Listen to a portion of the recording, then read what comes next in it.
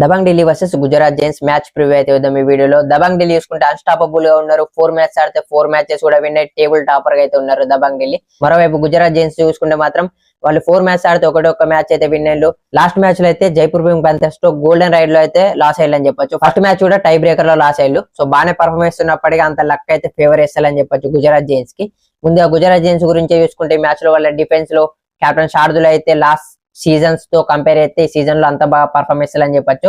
Riding లో ఎక్కువ points score చేస్తున్నప్పటికీ డిఫెన్స్ లో మొత్తం ఫోకస్ పోయిందని చెప్పొచ్చు. డిఫెన్స్ పైన చాలా ఫోకస్ చేయాలి. లాస్ట్ మ్యాచ్ లో కూడా ఒక టాకిల్ పాయింట్ అయితే వేసిండు. సో అతను డిఫెన్స్ లో బాగా పర్ఫార్మ్ చేస్తే టీం అంతా కూడా మంచి కాన్ఫిడెన్స్ తో ఉంటారని చెప్పొచ్చు. లెఫ్ట్ కార్నర్ లో హిమాన్షు జగ్లాన్ అయితే 2 టాకిల్ పాయింట్స్ వేసిండు. కవర్స్ లో నితిన్ పన్వర్ అయితే లాస్ట్ 2 మ్యాచెస్ గా సూపర్ ఫామ్ లో ఉన్నాడు. అంతకు ముందు మ్యాచ్ లో 8 టాకిల్ పాయింట్స్ వేస్తే లాస్ట్ మ్యాచ్ లో కూడా 4 టాకిల్ పాయింట్స్ అయితే వేసిండు. సో కవర్స్ లో శుభం కుమార్ అయితే ఇంకొంచెం బాగా పర్ఫామ్ చేయాల్సి ఉంది అతను కూడా. ఇక రైడింగ్ లో చూసుకుంటే ఫైనల్లీ వాళ్ళ మెయిన్ రైడర్ రాకేష్ అయితే సూపర్ 10 చేసిండు లాస్ట్ మ్యాచ్ లో. మిగతా రైడర్స్ అంతా బాగా పర్ఫామ్ చేస్తారని చెప్పొచ్చు. హిమాన్షు గానీ ప్రతీక్ దహాన్ అయితే సబ్స్టిట్యూషన్ లో పెట్టేసిళ్ళు.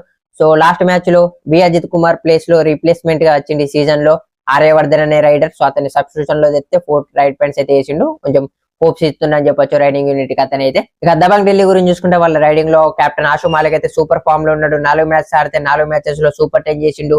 యావరేజ్ కూడా 15 అబోవ్ ఉంది. ఇక లాస్ట్ మ్యాచ్ లో అతనికి సపోర్టింగ్ రైడర్స్ కూడా సూపర్ గా పర్ఫార్మ్ చేసిందని చెప్పొచ్చు. అజింక్య పవర్ స్టార్టింగ్ 7 లోకి వచ్చిండు. 8 రైడ్ పాయింట్స్ అయితే వేసిండు. నీరజ్ నర్వాల్ కూడా 6 రైడ్ పాయింట్స్ తో మంచి సపోర్ట్ ఇచ్చిండని చెప్పొచ్చు. దాంతో ఢిల్లీకి విజయం ఈజీ అయిందని చెప్పొచ్చు.